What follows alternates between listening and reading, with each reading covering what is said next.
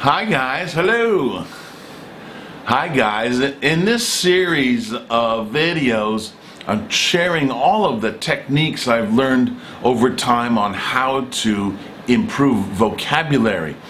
And with more words you can understand English more quickly and therefore respond more quickly. The more words you know, the less you get stuck. You can think of this kind of like a marathon where you go a long distance rather than just a sprint where you're going a short distance. The marathon of English is knowing more vocabulary. The best way I've learned is to take a new word and then to write that word in a sentence. And I keep these in a notebook and I review them. I've done this for languages other than English, and I've also did it for English when I was trying to expand my vocabulary. When I was a reporter, there are certain words I needed to know because I was covering science and I needed to understand a lot of technical things.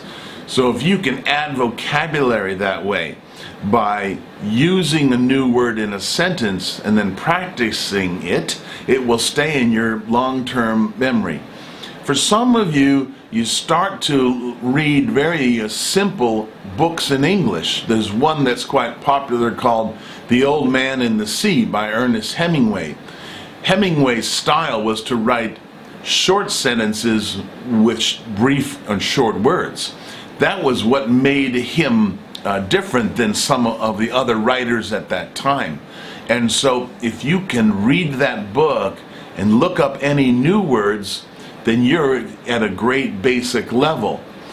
One other thing to do is to read a book and to simultaneously listen to a recording so you get the pronunciation right away. So start with a basic book like that. Also Jack London, he wrote a number of books about Alaska and these adventure books, but they're very simply written but quite beautiful stories. When you want to go to the next level, you can go to writers like F. Scott Fitzgerald, who wrote The Great Gatsby, or a writer like Graham Greene. He's an English writer that wrote many books, and I was looking through a book by Graham Greene and looking at some of the words that he used just in the first page of a book called Our Man In Havana. Word assurance, diagnosis, demolition, extinguished. These multisyllabic words in English are more difficult to pronounce, and they're different than other languages that have short nouns. Words like that are very important to know. And so if you go to that intermediate level of reading Graham Greene or someone like F. Scott Fitzgerald or the Bronte sisters, whatever you like to read, you can gain a lot of vocabulary if you take the time to look at one of those words that you don't know, look up the definition, understand how it's pronounced, and then use that word in a sentence so that you can know it next time you see it. And from there you can go on to much more complicated books in English. And if any of you can read William Faulkner, he's an American writer who would write a sentence that was an entire paragraph long.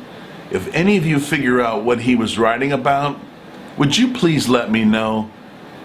Because it's very complicated. See, that type of writing doesn't appeal to me so much. The other authors I mentioned do.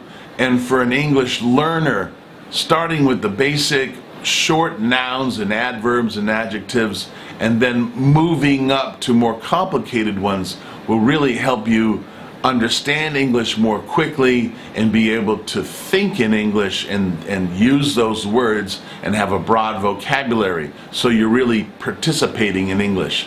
This is my recommendation for you. I'm going to go read some more now. Thank you always for watching these videos. Please subscribe. I have so many that I've done that I want to share with you so that you can learn more English. Thank you very much. It is always my honor to teach you.